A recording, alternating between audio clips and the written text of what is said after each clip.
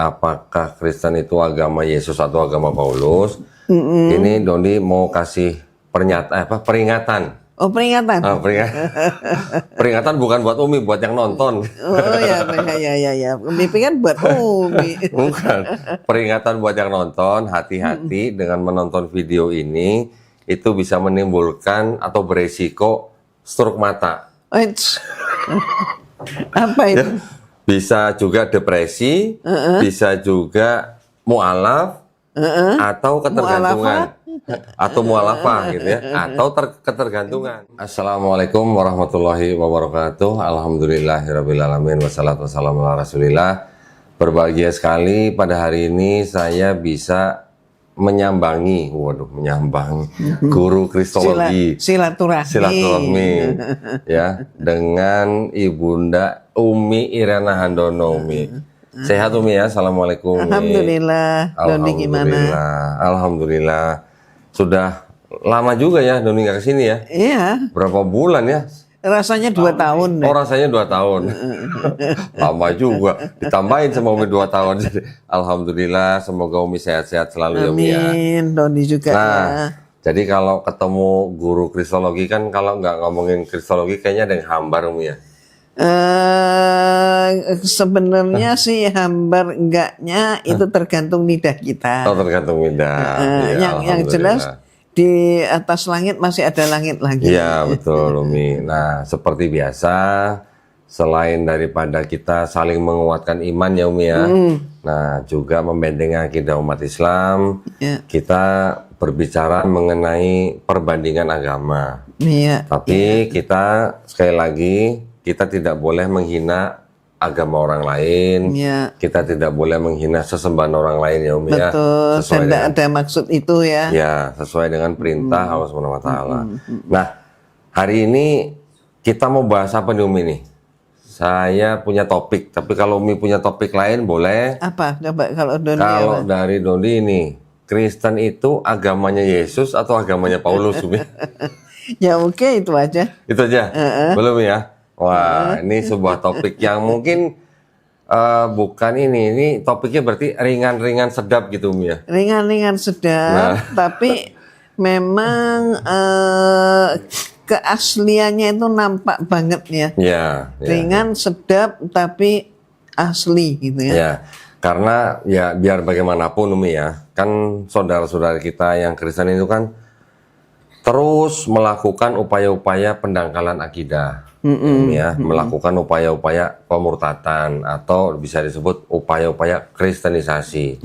Walaupun sudah ada aturan pemerintah yang melarang, tapi upaya itu tetap dilakukan baik dengan cara sembunyi-sembunyi maupun dengan cara yang nyata atau yang terang-terangan. Jadi ya mau tidak mau saya, Umi dan teman-teman yang lain yang bergerak di bidang kristologi, kita tetap harus mengedukasi ya para penonton, para pemirsa umat Islam khususnya supaya tidak mudah untuk dimurtadkan. Gitu ya Umi ya. Disclaimer kita kan begitu Umi ya. Betul. Nah. Dan apa namanya? Memang Umi sudah cukup lama ya tidak muncul. Kenapa? Ya banyak kesibukan.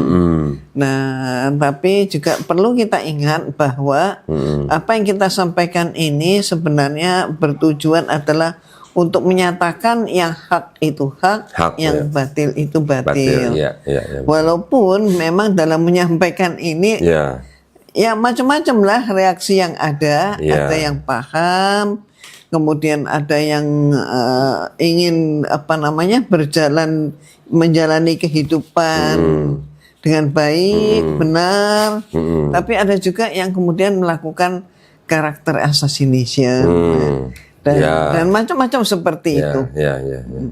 Ya, jadi Umi, sebelum kita mulai obrolan kita dengan topik apakah Kristen itu agama Yesus atau agama Paulus? Ini Doni mau kasih peringatan. Oh, peringatan. Peringatan bukan buat Umi, buat yang nonton. Oh ya. Umi kan buat Umi. Bukan. Peringatan buat yang nonton, hati-hati dengan menonton video ini, itu bisa menimbulkan atau beresiko stroke mata. Apa itu? bisa juga depresi, bisa juga mualaf, atau ketergantungan, atau mualafah gitu ya, atau ketergantungan.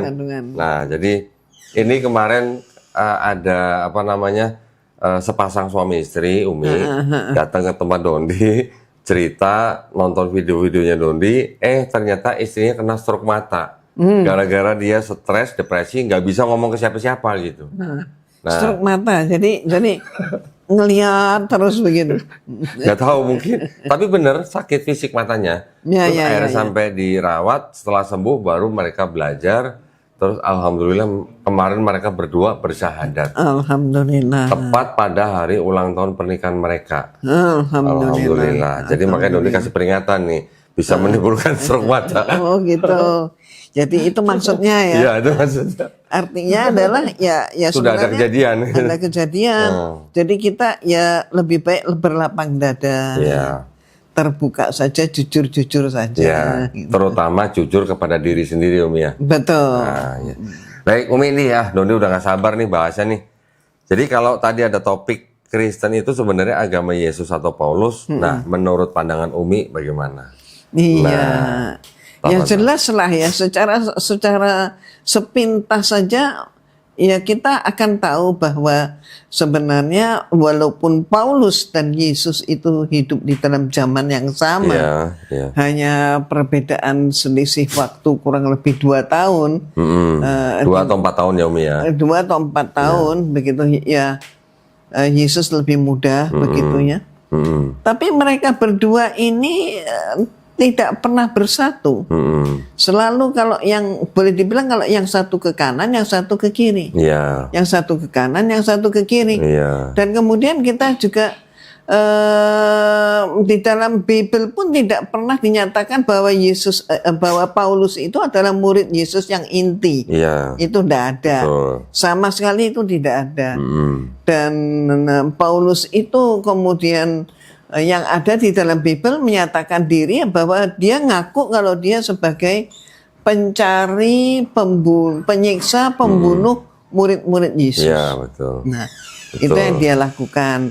Terus dia melaksanakan yang namanya penobatan. Dan itu terkenal dan sebenarnya bukan itu begitu ya.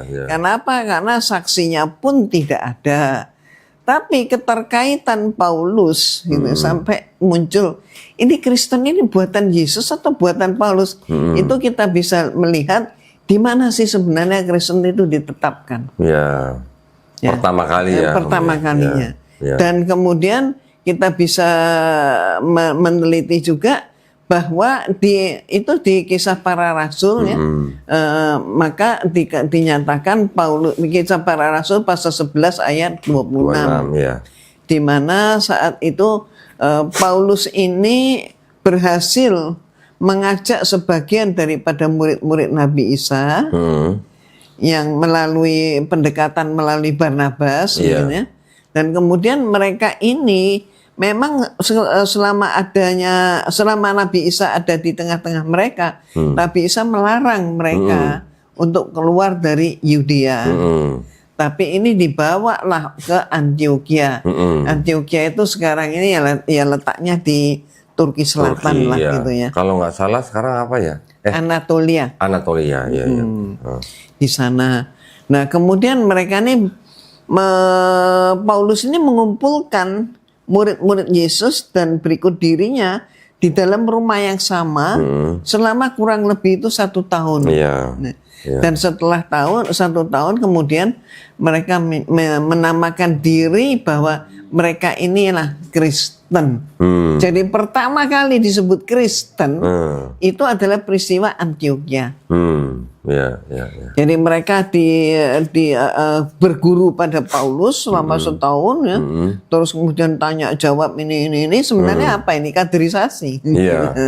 Apa ya? Jadi kayak ini sekolah khusus gitu ya Umi ya. Sekolah khusus begitu ya. Sekolah khusus ajaran baru gitu ya. Ya, ajaran baru. Bukan tahun baru gitu. Bukan tahun baru, ajaran baru. Ajaran baru, ya. Pola hidup yang baru gitu. Dan itu di Antioquia. Ya, ya. Pertama kali mereka disebut sebagai Kristen. Tahun berapa itu? Ya itu antara 40 sampai 60 Masehi. Masehi, ya. Berarti Ya. di mana Yesus? Sudah tidak ada. Ya. Sudah tidak ada lagi di situ. Iya. Dan itu berarti Paulus belum menulis surat-suratnya, Umi ya? Belum. Ya. Paulus memang nggak cakap tulis menulis. Ya. Kan surat-surat Paulus itu dianggap paling cepat ditulis baru, yang paling cepat ya. Paling Ada cepat. yang paling cepat bilang kalau nggak salah tahun 48 Nah, Masehi. Iya. Sampai akhirnya selesai kira-kira tahun 65 atau 67 Ya, Masehi. sampai sekitar itulah. Sampai Paulus di penggal katanya. Penggal. Ya. Nah, terus gimana Umi? Setelah di Antioquia setahun, mereka disebut Kristen. Disebut Kristen. Maka Paulus ini mengumpulkan bukan hanya orang Yahudi, tapi orang-orang bangsa lain, non-Yahudi. non-Yahudi. Ya. Dan kemudian mulailah dia menampakkan misinya bahwa dia ini beda dengan Yesus, tapi dia menyatakan dia adalah untuk semua bangsa. Gitu. Nah kemudian setelah apa namanya kita tahu jatuh bangun atau bangkit dan tenggelamnya Yunani Romawi ya, pada abad yang keempat, tepatnya klimaksnya adalah 325 Masehi. Oh ya. Ya, jadi pemikiran-pemikiran Paulus dan penerusnya gitu ya. Paulusnya kan sudah mati itu tahun ini ya. Dan penerusnya ini kemudian dianggap ini baik. Ya, pada waktu itu jatuh bangun, timbul tenggelam ya. Kenapa? Ya, Romawi saat itu sudah diambang kehancuran. Dan informasi yang didapat oleh kaisar saat itu bahwa ya ini antara lain akibat daripada terlalu banyaknya Tuhan. Tuhannya terlalu banyak. Tuhan atau dewa, Umi? Ya maksudnya dewa. Tuhan sama dewa bahasa Inggrisnya sama God ya Umi ya? Ya gitu. Cuma beda G besar G kecil ya? Ya. Ya. Ya, itu. Jadi terlalu banyak dewa perlu disederhanakan. Nah kemudian menyederhanakan itu ya kalau nggak mau ribut-ribut, karena contohnya saja ada dewa perang, ada dewa damai, ada dewa siang, ada dewa malam, ada dewa kesuburan, ada dewa kekering, ada dewa kering dan sebagainya, macam-macam gitu ya. Dewi juga ada. Sampai dewa punya anak, anaknya dewa berapa nggak kehitung. Kalau dewa istrinya. Kalau dewa Zeus anaknya 100 Umi. Kalau dewa Zeus kan di Yunani. Kalau di Jupiter, Romawi dewa Jupiter anaknya 14 kalau nggak salah. Oh, 14. Jadi yang selamitan yang dewa Zeus itu. Anaknya 100. Anaknya 100. Ya, terus. Nah, kemudian dipilihlah, tapi oke, kalau mau Tuhan itu satu nggak bisa. Gengsi daripada Romawi itu satu itu punyanya Yahudi. Jadi kalau gitu dua, jangan, kalau dua nggak bisa. Masalahnya apa? Khawatir kalau draw. Oh draw, jadi harus ada wasitnya. Ya, jadi kalau pemungutan suara kan nggak bisa nih kalau 181. Harus ganjil gitu ya. Harus ganjil.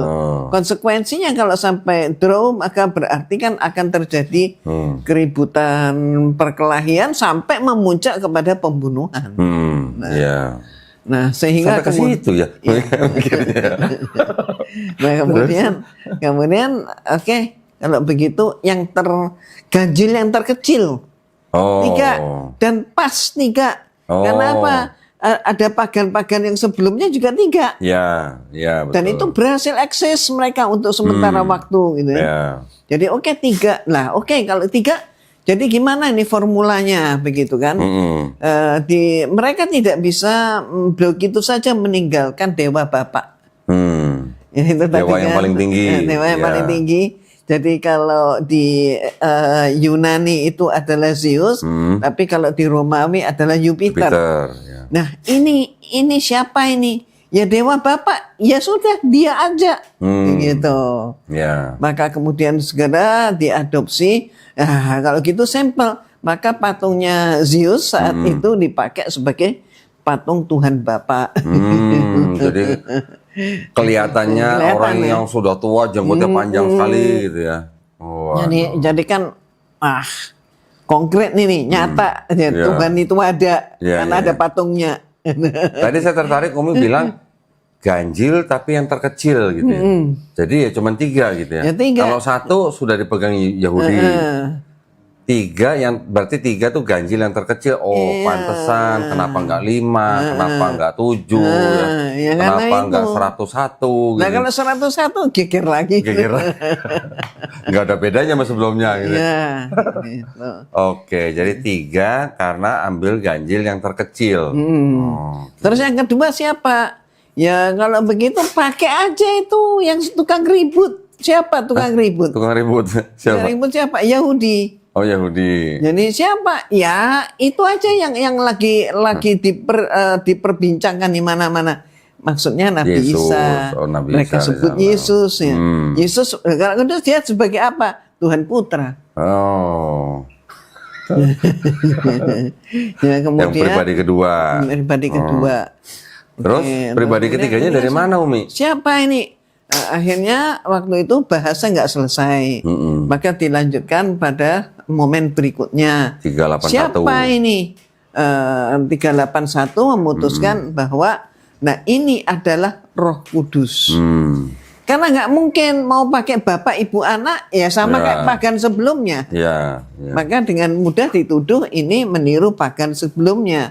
Maka ini pakailah Roh Kudus. Lah Roh Kudus itu siapa? Ribut lagi. Karena tidak berhasil membuat suatu sosok. Dan akhirnya mereka sepakat bahwa Roh Kudus itu adalah burung merpati putih. Nah, jadi kemudian tapi dinyatakan burung merpati putih itu kayaknya mereka ini nggak pede gitu ya. Kok burung merpati putih? Maka disebut dengan samar. Mereka menyatakan, ya burung merpati putih itu simbol kedamaian. Nah, simbol perdamaian.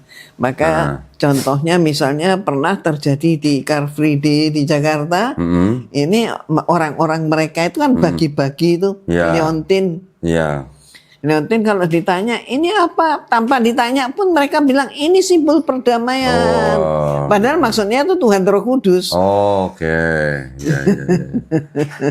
Tapi kan kesininya dari mereka tetapkan 3 pribadi itu kan mereka tetap klaim bahwa Tuhan mereka kan Esa Umi. Ya itulah, itulah sampai berabad-abad ya, sampai dengan hari ini. Mohon maaf, PR tuh nggak selesai. Jadi tidak ada jawaban dari petinggi-petinggi mereka yang bisa diterima dan yang bisa memuaskan. Oke, misalnya 2 tambah 3 sama dengan 5, ya. Itu nggak bisa sampai ke situ. Jawaban yang pasti itu nggak ada. Akhirnya sampailah kemudian contohnya Paus Benediktus kedua ke berapa 16 menyatakan bahwa Trinitas itu adalah misteri. Ya, betul. Dari abad ke-4 pun juga sudah ada Umi ribut Bapak Gereja yang menyebutkan bahwa Trinity atau Trinitas itu adalah misteri. Nah, menariknya ketika Trinitas disebut misteri, agama-agama sebelumnya yang sudah ada 3 pribadi, 3 dewa gitu, itu juga disebut agama misteri juga, Umi. Agama misteri juga. Sebenarnya dari sini kita bisa berpikir secara mendalam, menganalisis secara mendalam. Sebenarnya dengan kata misteri ini benar-benar misteri. Artinya apa? Ya mitos. Artinya tidak bisa dijelaskan. Tidak bisa dijelaskan. Iya. Nah, kan kita kan kalau kita membaca Bible Umi ya, ketika mereka mengatakan Tuhannya Esa atau satu, tapi dalam 3 pribadi, Tuhannya satu nih. Tapi ketika Yesus dibaptis di Sungai Yordan, ada Yesus di Sungai Yordan, ada Roh Kudus dalam bentuk burung merpati, ada suara di langit. Kan itu kan 3-3-nya nongol bareng Umi. Iya, benar. Ketika Doni tanya kepada teman-teman Kristen, itu 3 apa 1 Tuhannya? dengan logika dan akal sehat mereka bilang 3 tetap. Nah, itu. Lah sekarang ada Yesus di sungai, ada burung merpati sebagai Roh Kudus, ada suara di langit, Kabarnya ada jelasnya. Nah, inilah anakku yang kukasihi gitu kan. Bilangnya 3, tapi kok 3-3-nya nongol bareng gitu. Bilangnya 1, tapi 3-3-nya nongol bareng gitu. Ya kan aneh kan. Gitu. Jadi kalau dilihat dari tahun pendirian pun lebih akan kelihatan aneh gitu kan. Jadi kalau Yesus dibaptis kan, istilah dibaptis itu istilah yang dipasangkan. Iya. Ya sebenarnya bukan dibaptis, sebenarnya Nabi Isa itu oleh apa namanya Nabi Yahya sebenarnya itu kan dikucurin air. Ya itulah versi mereka itu untuk berwudu. Disucikan. Iya. Tapi dibaptis. Lah padahal pembaptisan itu munculnya tahun berapa? Nggak mungkin ada pembaptisan sebelum munculnya gereja. Nggak mungkin ada pembaptisan sebelum Yesus dikatakan tentang formula Trinitas. Ya. Berarti kan minimal di abad keempat baru muncul yang namanya pembaptisan. Gitu ya. Kan aneh ini. Iya. Bagaimana mungkin Yesus dibaptis di sungai Yordan? Iya. Gitu ya. Nah, ini kan tadi berarti baru sejarahnya ya Umi ya. Umi tadi mengatakan kan Kristen baru timbul di Antioquia ketika Paulus dan Barnabas tinggal di Antioquia selama 1 tahun, baru mereka disebut Kristen ya Umi ya. Tapi Barnabasnya tinggal atau nggak tahu. Ya. Tapi perantaranya adalah Barnabas untuk si Paulus ini bisa mendekat ke murid-murid Yesus. Tapi berikutnya disebutkan di dalam Bible bahwa yang dipastikan itu di Antioquia itu adalah si Paulus dengan murid-murid itu. maksud saya gini Umi. Di Bible disebutkan kan yang Kisah Para Rasul 11 ayat 26 itu Umi. Kan mereka disebut Kristen. Tapi ternyata udah dicek di Codex Sinaiticus. Codex Sinaiticus. Ada Codex Sinaiticus yang ditulis bahasa kira-kira Aram ya. Yunani yang ditulis kira-kira abad keempat. Ternyata sekarang kan sudah digitalize ya, sudah di scan semua, sekarang di website sudah ada. Kita cek di dalam Kisah Para Rasul 11:26, ternyata kata Kristen itu berasal dari sebuah kata Kristianos. Tapi ternyata kalau kita perhatikan lagi, kita zoom, kata Kristianos yang ada di Codex Sinaiticus itu ternyata sebenarnya aslinya bukan Kristianos, Umi. Oh, jadi di tip X. Ada yang dihapus. Kemudian bekas hapusannya itu masih kelihatan berbayang gitu. Jadi aslinya sebenarnya huruf eta dihapus sehingga menjadi huruf iota. Jadi sebenarnya artinya tulisan awalnya itu sebenarnya Kristianos, bukan Kristianos. Kristianos itu bukan Kristen. Kristianos itu artinya yang baik gitu. Berubah menjadi Kristianos, diterjemahkan menjadi Christian atau Kristen. Perbedaan antara E dan I. Eta dan I, iota, eta dan iota. Kalau eta tuh bentuknya seperti huruf E yang kita kenal, iota atau sekarang yang bentuk I kita kenal. Nah, berarti ini kan suatu pembodohan. Ya. Jadi Umi ingat nih pada waktu pelajaran di sekolah dulu itu ya, yang namanya tata buku istilahnya ya. Itu namanya tata buku itu kalau kita sudah memasukkan suatu keterangan apalagi angka, maka tidak boleh dihapus, diurek-urek, enggak boleh. Ditimpa tulisan lain itu tidak sah. Jadi surat-surat itu tidak sah kalau dibuat seperti itu. Minimal harus dicoret, ditandatangani dan dibuat paraf, yang Ya itu yang terjadi Umi ya. Itu yang terjadi. Jadi naskah kitab suci loh. Oke, terus kita lanjut Umi nih. Dari sejarahnya itu kemudian menuju ke topik utama nih Umi nih. Jadi Kristen itu sebenarnya agamanya Yesus atau agamanya Paulus gitu. Menurut Umi gimana? Ya sekarang kalau kita melihat masa dakwah. Kalau gereja mengatakan dakwahnya Yesus itu 3 tahun. Ya. Di usia 30 sampai 33. Ya. Habis itu udah nggak ada. Ya. Ya. Versi mereka katanya dibangkitkan. Ya. Berarti nggak ada kan di situ. Ya, berarti nggak ada. Nah, kemudian kalau Paulus itu mempunyai jangka waktu yang panjang. Cukup lama. Cukup lama, 20 tahunan. Iya. Nah, kemudian kalau kita melihat secara seksama, apa aja sih ajarannya Nabi Isa alaihissalam ini? Iya. Nah, yang menarik adalah di dalam kalau bukunya kita ya, di dalam surat Ali Imran ayat ke-50 dikatakan Nabi Isa itu untuk membenarkan Taurat. Iya. Ya. Membenarkan Taurat. Loh, kenapa Taurat dibenarkan? Ya karena Taurat sudah diubah-ubah. Dan ayat-ayat Allah juga banyak sekali yang menyatakan bahwa mereka senang mengubah-ubah ayat-ayat Allah. Dan kemudian kalau kita lihat di Matius nih. Nah ini. Nah, kita lihat di Matius pasal 5 ayat 17 sampai 18. Ya. Nah itu dikatakan janganlah kamu menyangka, Yesus menyatakan ya, Yesus ngomong nih, jangan kamu menyangka bahwa aku datang untuk meniadakan hukum Taurat. Ya. Paulus kan menyatakan Taurat itu sudah mati. Gitu. Yesus maksudnya. Ya kalau Paulus kan bilang si Taurat itu sudah nggak dipakai lagi. Oh ya, dibilang sampah. Sampah. Hukum Tapi Taurat adalah sampah. Nah, kalau Yesus mengatakan, jangan kamu sangka, aku datang untuk meniadakan hukum Taurat. Ya. Berarti misinya dia kan berbalik dengan misinya Paulus. Ini kan sudah berseberangan. Ya. Ya kan? Ya.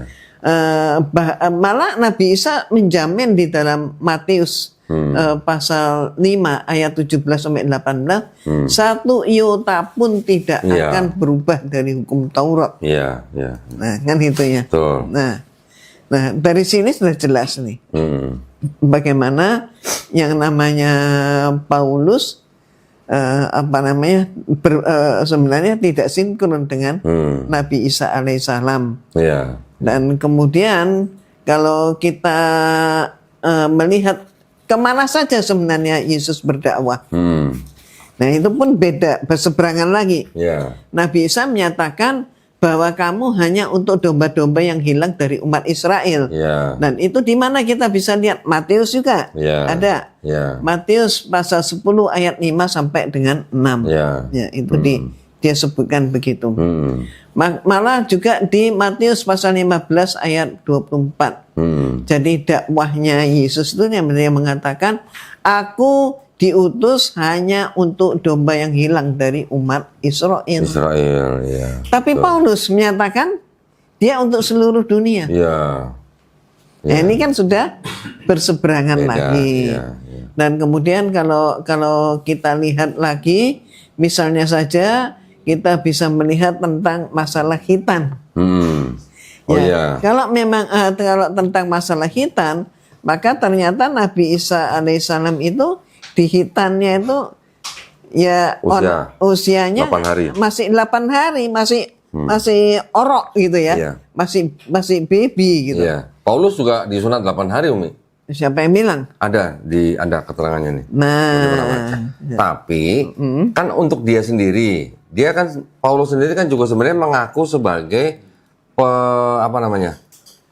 darah Yahudi. Iya, darah Yahudi dari suku Benyamin.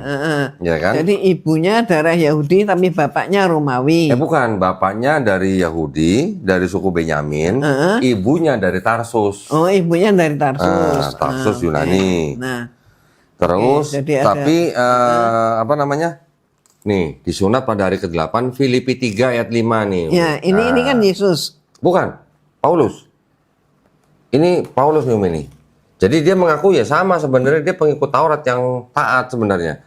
Tapi ketika dia menjadi warga negara Romawi, bahkan menjadi kepala tentara Romawi yang ngejar-ngejar pengikut Yesus, membunuh dan segala macam. Kemudian setelah dia dapat surat dari imam besar untuk mencari pengikut Yesus di Damsyik, baru dia mengaku melihat cahaya, mendengar suara, terus mengaku bertobat gitu.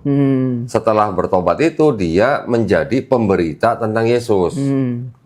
Kita coba lihat.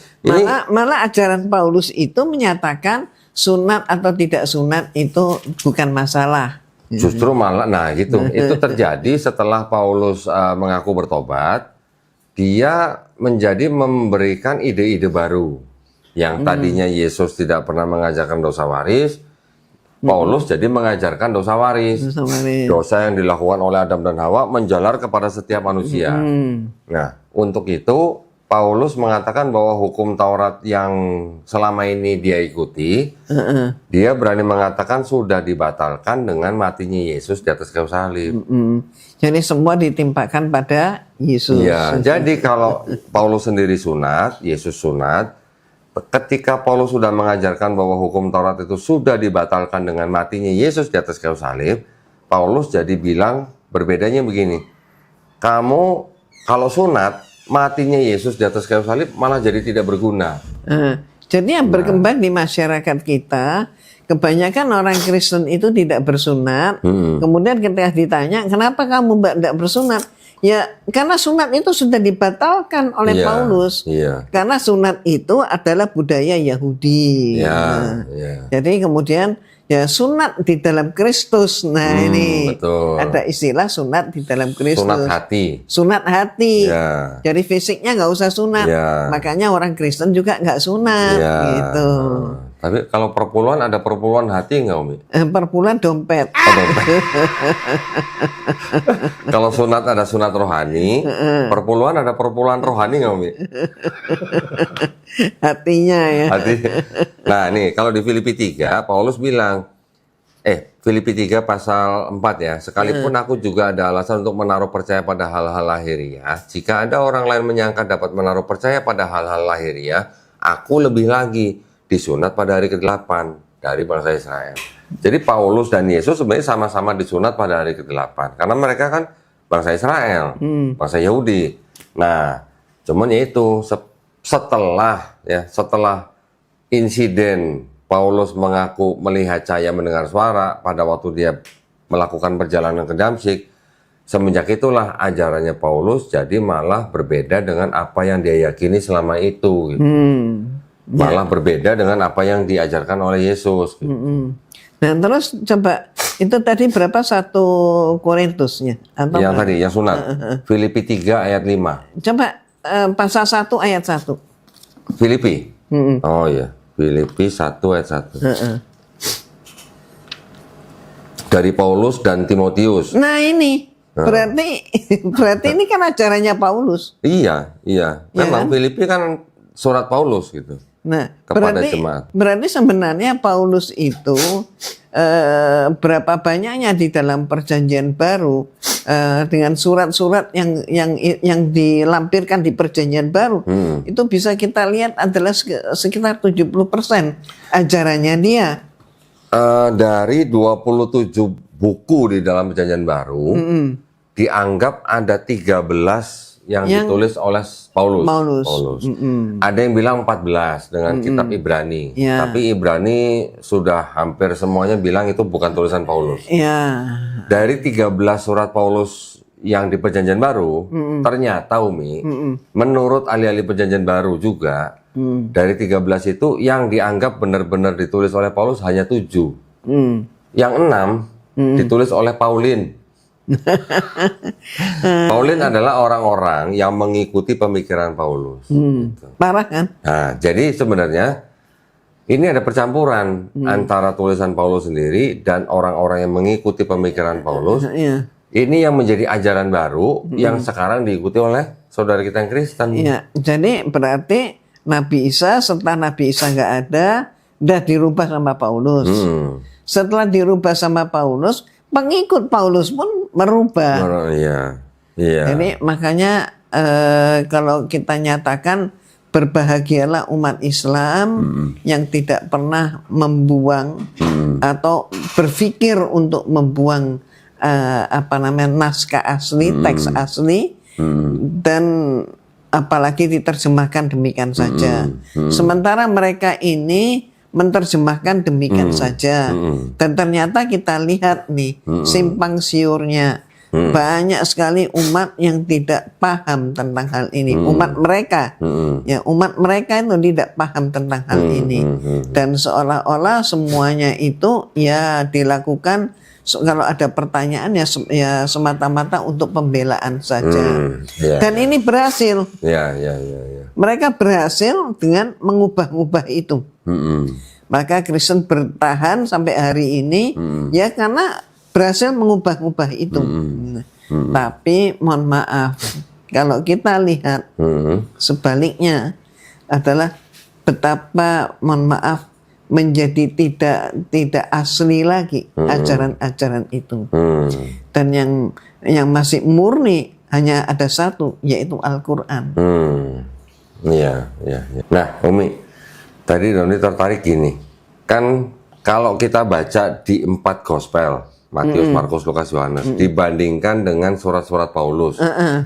Ini kan ada sesuatu yang berbeda secara kontras. Iya.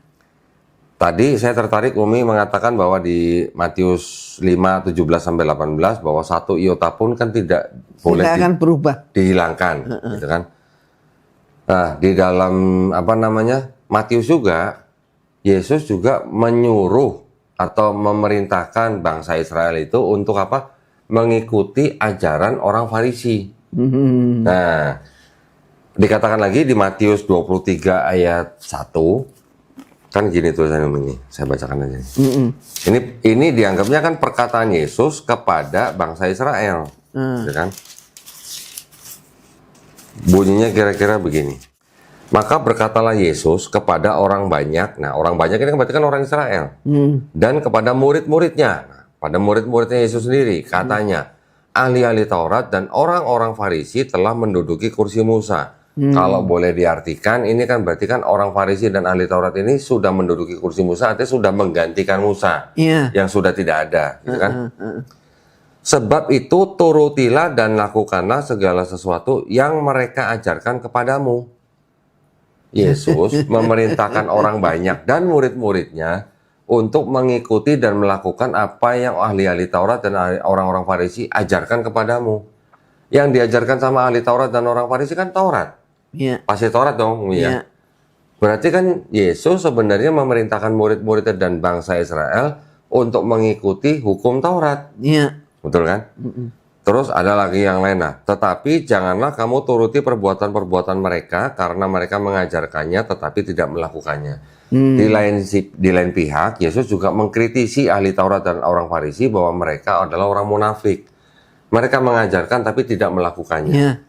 Tapi kan di luar atau terlepas dari orang Farisi atau ahli Taurat itu munafik atau tidak, yang diperintahkan Yesus kepada bangsa Israel adalah untuk mengikuti ajaran ahli Taurat dan orang Farisi, artinya mengikuti hukum Taurat. Mengikuti hukum Taurat. Tetapi di Efesus 2 ayat 15, Paulus mengatakan bahwa dengan matinya Yesus di atas kayu salib, hukum Taurat itu sudah dibatalkan. Itu kan, Umi? Berarti kalau begitu kan gimana ya? Berarti kan ada yang baru ya berarti ya?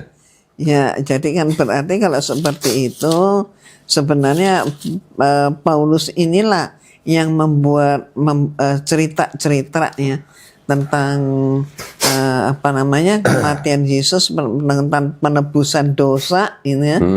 Sehingga dia memunculkan ajaran yang baru. Lah sekarang ini tutuplah gitu kan.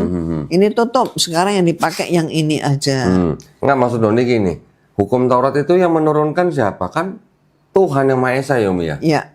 Kepada Nabi Musa alaihissalam kan, untuk bangsa Israel kan. Iya. Hukum yang diturunkan oleh Tuhan ini di seluruh perjanjian lama kita baca tidak pernah dibatalkan oleh Tuhan itu sendiri. Tidak pernah. Tidak pernah dibatalkan oleh Elohim itu sendiri kan Umi? Tidak pernah. Kok tiba-tiba ada manusia yang berani membatalkan gitu? Ya itu hebatnya nih, tanda kutipnya. Iya, maksudnya kita fair-fairan aja, kita bukan berarti kita membenci saudara kita, bukan ya? Atau menertawakan. Atau menertawakan enggak. Kita kan membacanya kan secara utuh nih, satu kitab nih. Dalam kitab ini ada perjanjian lama yang kurang lebih tebalnya segini nih. Ini yang tebal ini perjanjian lama, yang tipis perjanjian baru. Di dalam seluruh perjanjian lama ini yang disebut dengan hukum Taurat itu sudah diturunkan dari Tuhan Yang Maha Esa kepada Nabi Musa untuk bangsa Israel, di sini tidak pernah dibatalkan oleh yang memberikan hukum Taurat itu. Iya. Tiba-tiba ketika di Perjanjian Baru ada orang yang mengaku rasul, Paulus, mengatakan bahwa hukum Taurat yang di sini tuh sudah dibatalkan dengan matinya Yesus di atas kayu salib. Yang ngomong Paulus. Yang ngomong Paulus, padahal Yesus sendiri juga mengatakan, jangan kamu menyangka aku datang untuk meniadakan hukum Taurat. Aku datang bukan untuk meniadakan, tapi untuk menggenapi. Satu iota itu kan satu huruf yang paling kecil ya, Umi ya, di dalam Ibrani. Itu tidak boleh dihilangkan gitu. Udah gitu ada tambahan begini, Umi. Lebih mudah langit dan bumi runtuh daripada satu iota dihapus gitu, atau dihilangkan. Nah, maksudnya dari mana Paulus ini memperoleh otoritas untuk membatalkan hukum Taurat gitu? Iya, iya. Kan itu ya, yang harus jadi pertanyaan ya, Umi ya. Betul, betul. Dan kalau misalnya ditanya seperti itu, maka mereka tuh akan menjawab juga, ya karena Paulus sudah bertobat dan terjadilah peristiwa di perjalanan ke Damaskus. Iya. Ya, di Damaskus itu kalau kita mau mencari di dalam Bible, di dalam Bible yang 4 ini kecuali Yohanes ya, tidak menyatakan, tapi 3 ini menyatakan, ada Bible yang menyatakan bahwa dia melihat tapi tidak mendengar. Saksinya loh, saksinya Ini yang Paulus, Damaskus.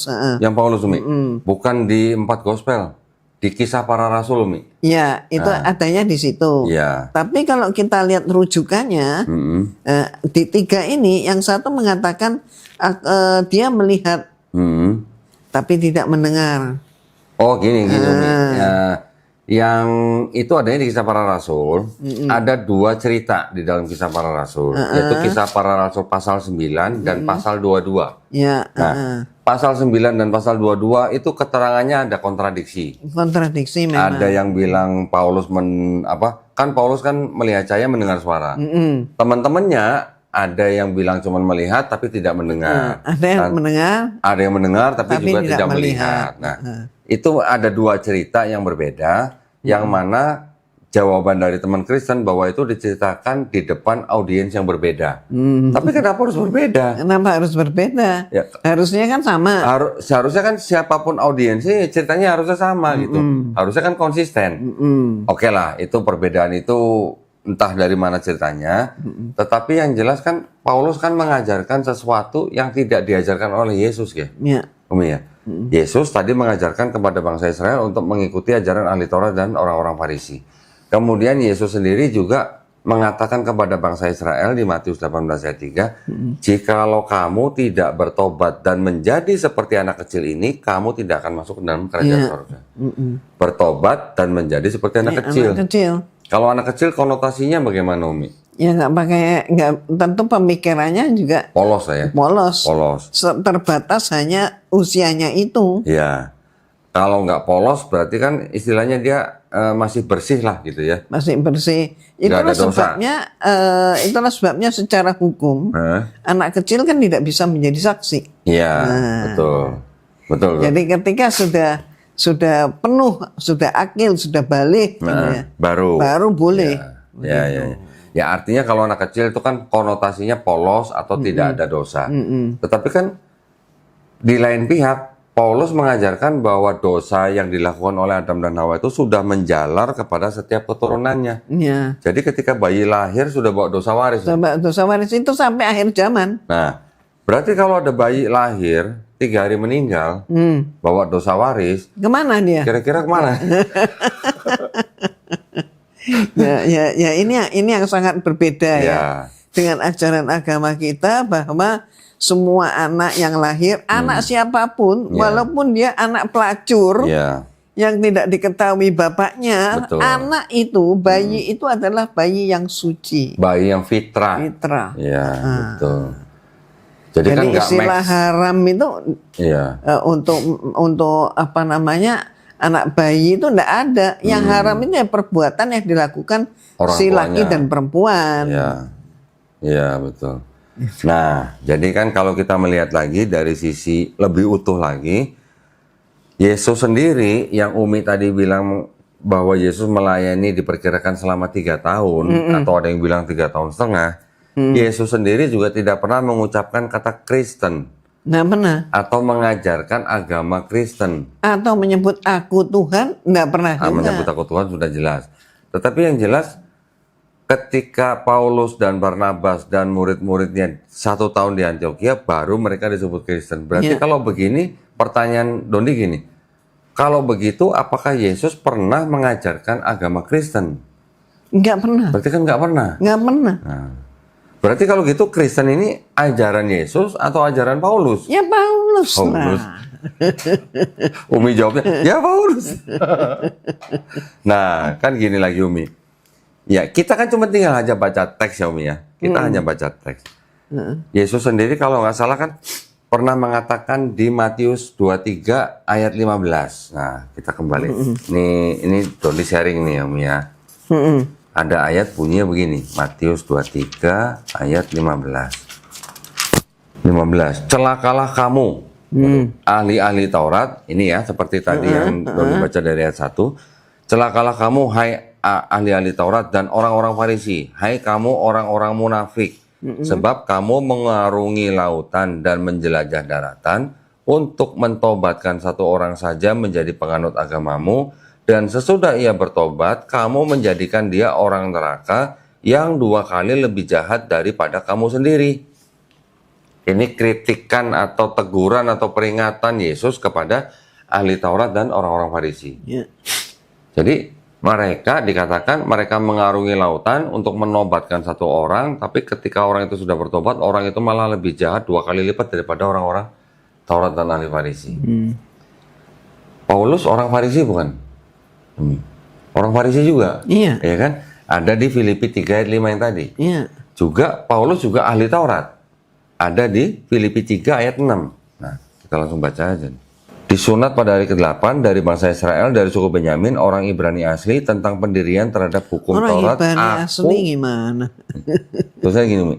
Tentang pendirian terhadap hukum Taurat, aku orang Farisi, Filipi. Ini berarti kan tulisannya Paulus. Tentang kegiatan aku penganiaya jemaat, tentang kebenaran dalam mentaati hukum Taurat, aku tidak bercacat. Berarti Paulus mengaku sebagai orang Farisi, juga sebagai ahli Taurat. Paulus bilang, Yesus bilang di Matius 23:15 tadi, celakalah kamu. Kamu mengarungi lautan untuk menobatkan 1 orang, tapi ketika orang itu bertobat, orang itu akan 2 kali lebih jahat daripada kamu. Dikatakan orang Farisi menciptakan orang neraka. Ini 1 poin ya. Ya. Yang kedua, Paulus mengaku rohnya bisa di mana-mana. Gimana Umi ya? Kalau Jadi kalah dong yang naik turun surga. enggak, kalau di dalam Islam kan kita memahaminya kan roh manusia ya cuman di tempat kita sekarang ketika kita hidup. Iya. Ketika kita sudah mati, roh itu udah terpisah dengan jasad kita. Roh itu kan tidak akan Kembali. kemana-mana, ya pasti kembali kepada penciptanya kan Umi ya. Iya. Tapi Paulus mengatakan di 1 Korintus 14:25, ini bukain aja nih, 1 Korintus 14:25. Ini terjemahan baru ya Umi ya. Nanti di terjemahan lama ada yang lucu nih Umi. 25, segala rahasia yang terkandung di dalam hatinya akan menjadi nyata sehingga ia akan sujud menyembah Allah dan mengaku sungguh Allah ada di tengah-tengah kamu. Ini adalah dianggap tulisan Paulus. Menurut Paulus, Allah ada di tengah-tengah kamu, ya. Kan di mana-mana orang Kristen juga bilang Tuhan itu maha hadir, bisa di mana-mana. Ini klaimnya Paulus pertama. Nah, sekarang kita lihat yang di 1 Korintus 5 ayat 7. Nah, sama-sama di 1 Korintus nih. Sebab aku sekalipun secara badani tidak hadir, tetapi secara rohani hadir. Aku sama seperti aku hadir telah menjatuhkan hukuman atas dia yang telah melakukan hal semacam itu. Ini terjemahan baru. Terjemahan lama bunyi begini. Adapun aku ini sungguh pun diriku tiada hadir, tetapi rohku hadir. Waduh, hebat Jadi banget rohnya bisa di mana-mana ini. Hebat ya. Maka sama seperti aku hadir, sudahlah sedia hukumanku atas orang yang mengerjakan sedemikian ini. Berarti Paulus mengaku rohnya bisa di mana-mana. Hebat. Ngarang. Gimana .com. kalau gitu? Enggak, maksudnya gimana ya, kok bisa gitu manusia mengaku rohnya bisa kemana-mana gitu? Ya itulah. Berarti dia mau menyamakan dirinya dengan Tuhan atau bagaimana, Umi ya? Nah. Kan tadi yang di 1 Korintus 14:25 kan Allah ada di tengah-tengah kamu. Jadi Allah ada di mana-mana. Iya. Gitu. Ini Paulus bilang rohku hadir walaupun aku tidak hadir gitu. Ya, ya. Ini memang harus apa namanya, harus diketahui oleh semua kita yang mempelajari kristologi maupun juga mereka-mereka yang tidak seiman dengan kita tapi yang mendengar ini. Ya, next point nih Umi nih. Paulus juga mengaku memiliki roh Allah. Jadi Allah di dalam dia. Nah, karena mungkin dia mengambil ayat yang di Lukas 4 ayat 18 Umi ini. Lukas 4 18 kan dikatakannya gini. Roh Tuhan ada padaku, oleh sebab ia telah mengurapi aku untuk menyampaikan kabar baik kepada orang-orang miskin dan ia telah mengutus aku. Ini kan dianggap perkataan Yesus Umi ya. Paulus di 1 Korintus 7:40, 1 Korintus 7:40. Nah, 7:40. Terjemahan lama nih Umi ya. Tetapi pada pemandanganku ia lebih senang jikalau ia tinggal sebagaimana memang ada. Maka pada pikiranku bahwa aku juga ada roh Allah.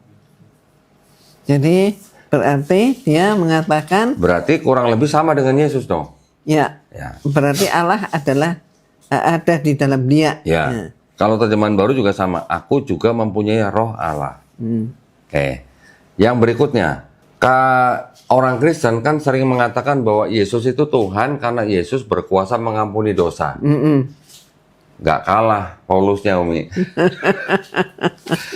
Kan kalau di Lukas 5 ayat 24 ini yang tentang Yesus dianggap berkuasa mengampuni dosa. Lukas 5:24. Tetapi supaya kamu tahu bahwa di dunia ini anak manusia berkuasa mengampuni dosa. Berkatalah ia kepada orang lumpuh itu, kepadamu kukatakan bangunlah, angkatlah tempat tidurmu dan pulanglah ke rumahmu. Ini cerita Yesus. Yang Paulus di 2 Korintus 2:10. 2 Korintus 2:10. Dikatakan, sebab barang siapa yang kamu ampuni kesalahannya, aku mengampuninya juga. Sebab jika aku mengampuni, seandainya ada yang harus kuampuni, maka hal itu kubuat oleh karena kamu di hadapan Kristus. Jadi kalau orang Kristen bilang yang bisa mengampuni dosa itu cuma Tuhan. Yesus di Lukas 5 ayat 24, anak manusia berkuasa mengampuni dosa. Ini Paulus juga bisa mengampuni dosa. Ya, dia anak manusia. Anak manusia juga gitu. Kok nggak dituhankan gitu Paulusnya gitu. Dan itu kan yang kemudian dilanjutkan di dalam Katolik itu. Hak untuk mengampuni dosa atau menahan dosa itu adalah haknya pastor. Oh, itu kalau di Katolik ya. Makanya ada bilik. Akhirnya pecah kan. Ya, makanya ada bilik pengampunan dosa itu ya. Pengakuan dosa ya Umi ya. Umi dulu pernah nggak masuk bilik itu? Oh, pernah. Oh, sering. Umi kan sejak bayi dibaptis. Karena orang tua Katolik, maka anak-anaknya kan dibaptis sejak bayi, begitu kan? Umi itu yang masuk ke dalam bilik pengakuan dosa itu, dia bisa ngaku dosa apa aja? Loh, ya harus ngaku dosa. Iya, maksudnya dosa apa aja dia bisa ngomong, bisa ngaku di situ. Ya harusnya. Dan semua dosa yang dia lakukan tuh udah pasti diampuni gitu. Atau bagaimana? Ya keyakinannya begitu. Keyakinannya. Dan inilah ternyata kenapa sampai timbul Protestan gitu kan, dan akhirnya Protestan nggak mau pakai ini, nggak mau pakai sakramen pengakuan dosa. Kenapa? Karena ternyata ini menyimpang artinya secara politis gitu ya. Jadi pastor raja selalu beramanah minta data tentang umat gitu kan. Dan kemudian pastor karena orang mengaku dosa kepada dia, kan berarti orang ini orang berbuat dosa nih. Misalnya ngerampok nih, misalnya membunuh nih, itu nyampe ke mereka. Maka kemudian justru dihukum. Lanjut lagi Umi nih, berikutnya nih. Seru nih jadinya. Kan Yesus melakukan mujizat, Ya. ya kan? Ada yang menyembuhkan orang sakit, ada yang menyembuhkan orang buta, bahkan sampai membangkitkan orang mati. Paulus juga bisa. Nah, ini ada di Matius 9:20. Nah, kita baca nih, Matius 9, nanti ditampilkan di layar ya.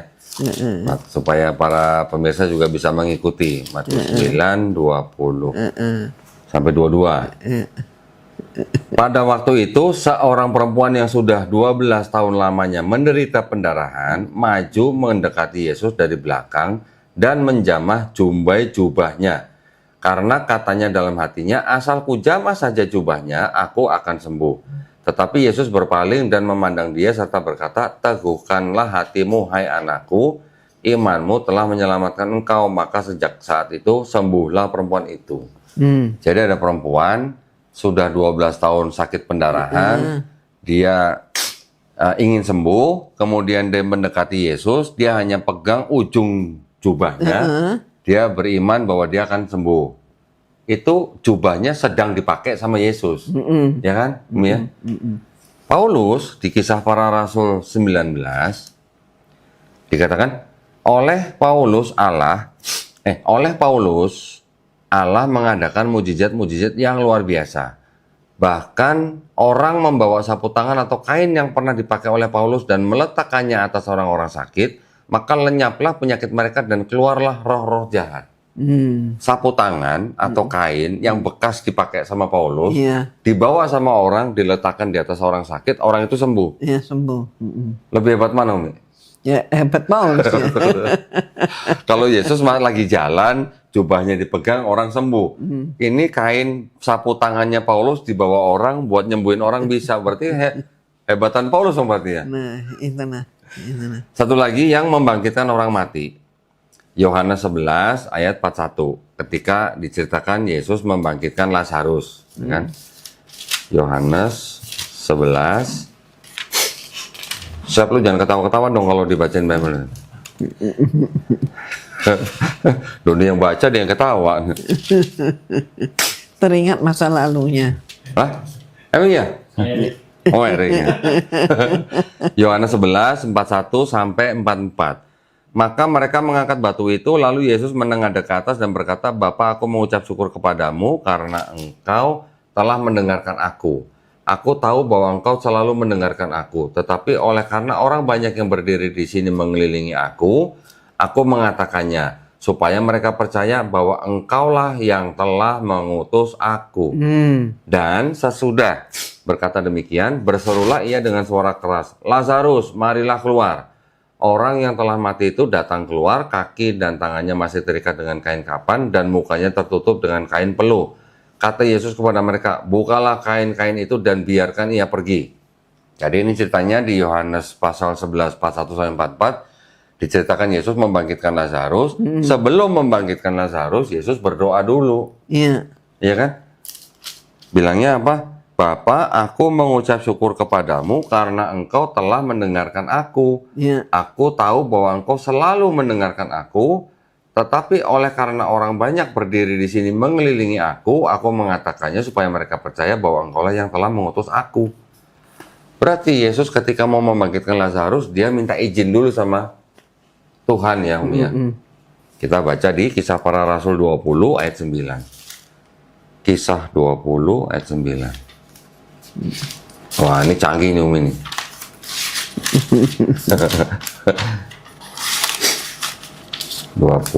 ayat 9 sampai 10. Diceritakan seorang muda bernama Eutikus duduk di jendela. Karena Paulus amat lama berbicara, orang muda itu tidak dapat menahan kantuknya. Akhirnya ia tertidur lelap dan jatuh dari tingkat ketiga ke bawah.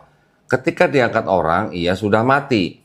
Tetapi Paulus turun ke bawah, ia merebahkan diri ke atas orang muda itu, mendekapnya dan berkata, jangan ribut, sebab ia masih hidup. Jadi ketika ada orang mati, sama Paulus nggak didoain dulu, sama Paulus cuma didekap gitu. Jangan ribut, orang ini masih hidup.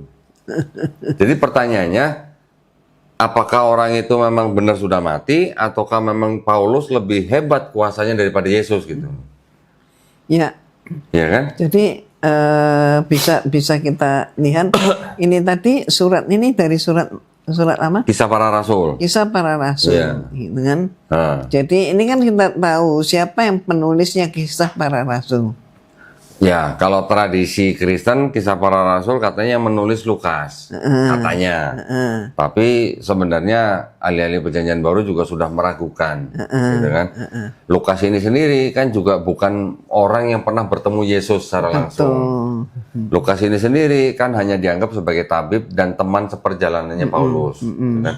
Dan ada yang mengatakan kalau tidak salah, penulis Lukas dan Kisah para Rasul ini walaupun orang yang sama, dia adalah orang Kristen tapi sudah orang Kristen Helenisme gitu lah. Helenisme. Nah, Jadi inilah malah di dalam buku-buku yang beredar dari Barat ya, itu dikatakan bahwa Lukas ini adalah tabibnya Paulus. ya, tabib Paulus ya. Jadi kalau disebut Lukas berarti dia juga pengarang Injil. Berarti pengarang Injil ini ada yang namanya Lukas itu sebenarnya dia adalah memang agamanya itu agamanya adalah agama yang sudah bercampur dengan Helenisme. Iya, betul. Nah, itu makanya Doni pernah buka Umi di sebuah website namanya lupa apa ya? United States Conference Council atau Council Conference of Bishops. Ya, itu adalah konferensi wali-wali gereja di Amerika. Di Amerika. Nah, di website itu ada juga Bible-nya, Umi. Di setiap Bible itu, di setiap kitabnya nanti ada introduction-nya. Nah, di introduction itu dijelaskan siapa kira-kira yang menulis kitab ini. Itu website Katolik resmi padahal.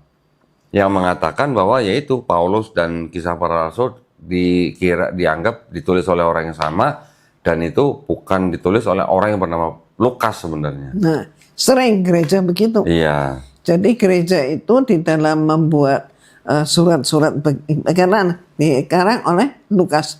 Lukas ini bukan berarti bahwa orang yang nulis ini namanya Lukas. Iya, betul. Nah, orang pertama yang mengatakan bahwa Matius ditulis oleh Matius, Markus ditulis oleh Markus, Lukas ditulis oleh Lukas, itu adalah Santo Papias, Umi.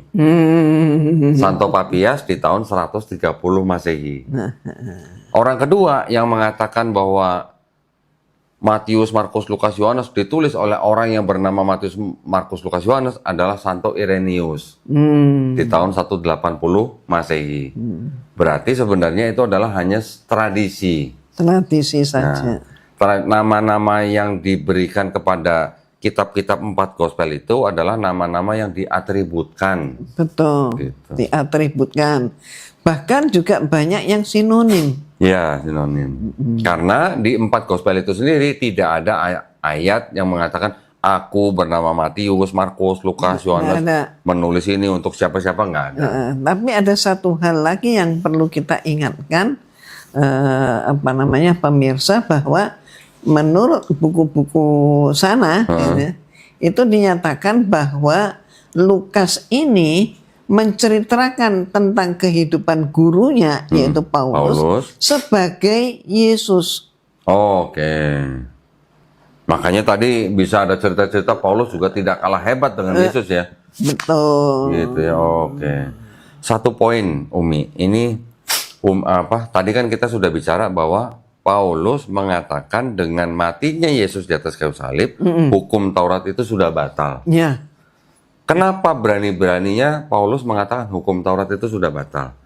Ada Filipi 3 ayat 8, Filipi 3 ayat 8. Ini kalau baca ini juga, gimana ya? Dikatakan, malahan segala sesuatu kuanggap rugi. Karena pengenalan akan Kristus Yesus Tuhanku lebih mulia daripada semuanya. Oleh karena dialah aku telah melepaskan semuanya itu dan menganggapnya sampah. Taurat pun supaya sampah. Aku memperoleh Kristus. Taurat pun sampah. Dianggap sampah. supaya memperoleh Kristus. Kristus. Padahal Yesus menyatakan dia diutus Tidak meniadakan Taurat. bertentangan terus. Ya, ini kita hanya membacakan teks. Kita bukan berarti menafsirkan masing-masing ayat itu. Ya. Apa yang tertulis di teks itu kita hanya bacakan dan kita nanti perlihatkan di layar. Jadi nanti para pemirsa juga bisa melihat sendiri apa yang tertulis di dalam Bible ini, gitu ya. Bukan berarti kita membenci saudara-saudara kita yang Kristen, bukan. Keluarga saya juga masih Kristen semua. Tapi dalam arti kita memberikan edukasi ini, Umi dan saya, kepada para pemirsa, tujuannya tidak lain, tidak bukan adalah untuk membentengi akidah umat Islam supaya tidak mudah dimurtadkan. Ya. Dan sekaligus juga informasi bahwa Islam itu tidak seperti yang digambarkan. Dan ternyata ini adalah suatu informasi bahwa betapa yang namanya kitab-kitab yang lain, termasuk Bible itu sudah diubah-ubah sedemikian rupa. Banyak orang yang nggak ngerti dari kalangan Muslim maupun juga dari kalangan mereka. Mereka pikir kalau disebut Injil gitu ya, kalau disebut Injil ya berarti satu Injil itu keseluruhan, itu tidak benar. Kalau disebut Injil berarti Injil itu kan bagaimana mungkin, itu kan Injil itu firman Allah kepada Nabi Isa. Nah, apa pemikiran definisi di dalam Islam nggak bisa kita pakai di dalam mendefinisikan di dalam Kristen. Dondi punya definisi begini, Umi. Ini kalau Dondi salah tolong dikoreksi, Umi ya.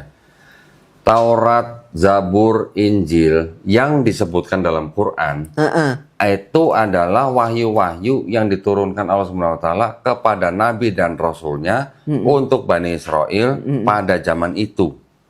Betul nggak, Umi? Benar. Jadi kalau disebutkan wahyu itu kan bentuknya kan belum tentu harus berbentuk buku. Wahyu itu kan pesan atau pengetahuan yang diterima langsung oleh si Nabi. Ketika Nabi mengajarkan kepada umatnya atau kaumnya, nah itulah wahyu yang disampaikan kepada umatnya. Pesan pengetahuan yang diteruskan kepada umatnya. Jadi pertanyaannya adalah, apakah Taurat, Zabur, Injil yang disebut dalam Quran itu Bible-nya orang Yahudi dan Bible-nya orang Kristen? Pertanyaan Doni begitu.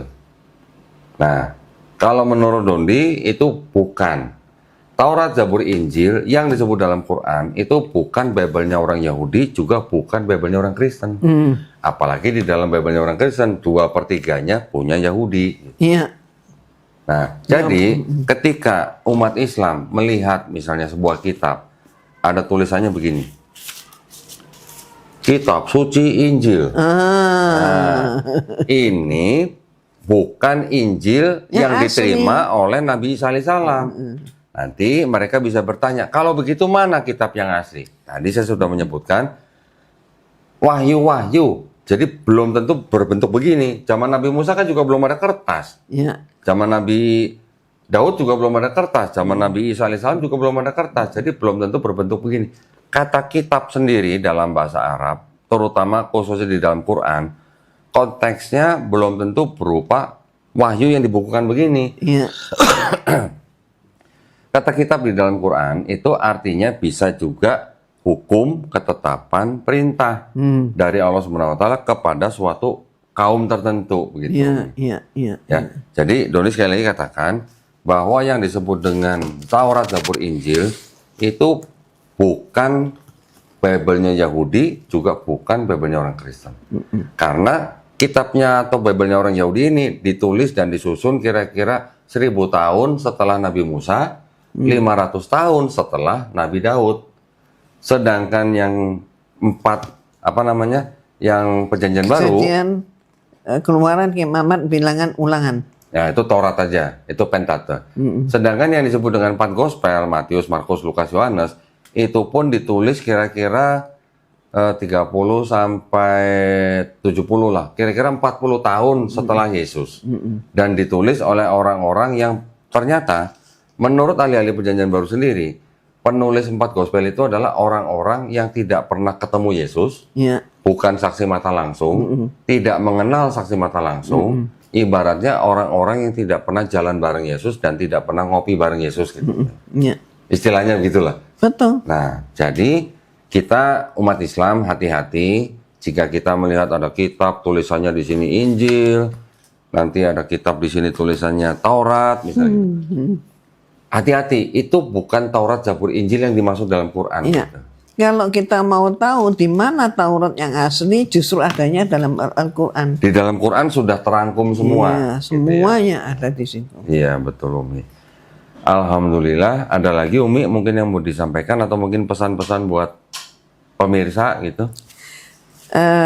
Secara sederhana aja, hidup kita cuma satu kali kan? Iya. Dan pendek lagi. Pendek. Heeh. Kita nggak bisa hidup lagi kan? Iya. Jangan main-main. Iya betul. Buat Jangan hidup kok main-main. coba-coba gitu ya. Nggak ada, jangan coba-coba. Iya iya. Ya. Ya itu Obat aja. aja kita nggak mau coba-coba, Iya betul. apalagi kehidupan.